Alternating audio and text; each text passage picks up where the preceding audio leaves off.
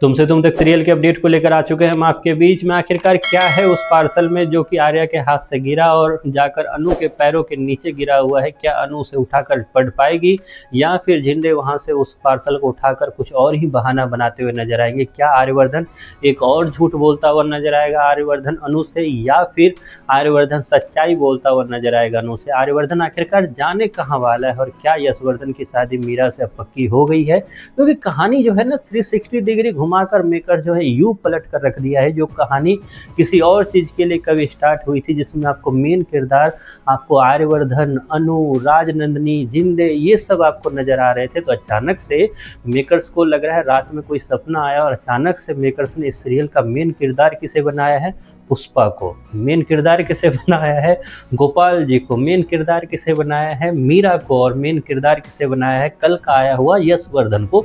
ये सारे मेन किरदार बन चुके हैं और जो साइड कैरेक्टर कभी प्ले करते थे, जब वो मेन किरदार बन गए तो मेन किरदार जो थे अनु और आर्या, वो ऐसा लग रहा है कि साइड कैरेक्टर हो गए, क्योंकि चल तो इन्हीं लोगों की रही है, ये लोग बस साइड में खड़े हैं या फिर हाँ या ना में जवाब देते हुए नजर आ रहे हैं। अगर आप मेरी बातों से सहमत हो तो ज़रूर कमेंट बॉक्स में बताना आप कि अगर मुझे ऐसा लग रहा है तो क्या आपको भी ऐसा लग रहा है क्या? क्योंकि दोनों के दोनों जो हैं, फिर चाहे आर्या हो, अनु हो या फिर जिंदे हो, ये सब के सब डरे हुए से लग रहे हैं। मानो इन दोनों का डर तो स्वाभाविक है, आर्या और जिंदे का। अनु किस बात को लेकर डरी हुई है?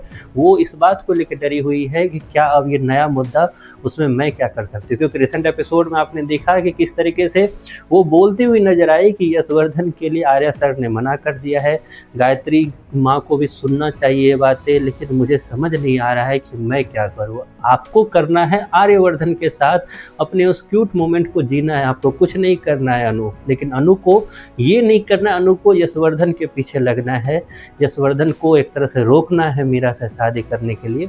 ये चीज़ आपको आगे भी दिखाई जाएगी। लेकिन अब सवाल ये उठता है कि आर्यवर्धन के पास वो जो पार्सल था, जो उसने झिंडे से छीनने का कोशिश किया, जिसकी वजह से वो गिर गया नीचे ज़मीन पर, उसमें है क्या?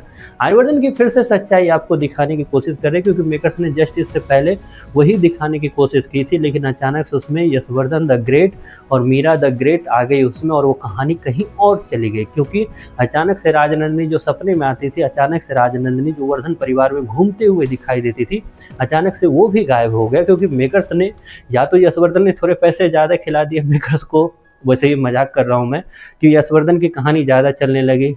कहाँ गई राजनंदिनी की वो कहानी जो लग रहा था अब ख़त्म हो जाएगी, अब ख़त्म हो जाएगी। हालांकि हमने आपको वीडियो के माध्यम से बताया भी था कि ये कहानी इतनी जल्दी ख़त्म नहीं होने वाली है, लेकिन फिर भी उस कहानी को दोबारा स्टार्ट करने के लिए मेकर जो है फिर से जिंदा रखने के लिए उस कहानी को एक पार्सल का एक तरह से कोशिश किया है पार्सल को पहुंचाने का। उस पार्सल के सहारे आर्यवर्धन जाता हुआ नजर आएगा। अब कहाँ जाता है आर्यवर्धन, वो तो आने वाले एपिसोड में पता चलेगा। लेकिन एक बात है, अनु को नहीं पता चलने वाला है उस पार्सल के बारे में। ये पार्सल जो है अभी भी सीक्रेट बन के रहेगा जिंदे और आर्यवर्धन के बीच में। आप कितने एक्साइटेड हो अगले एपिसोड को देखने के लिए, उस पार्सल की सच्चाई को देखने के लिए?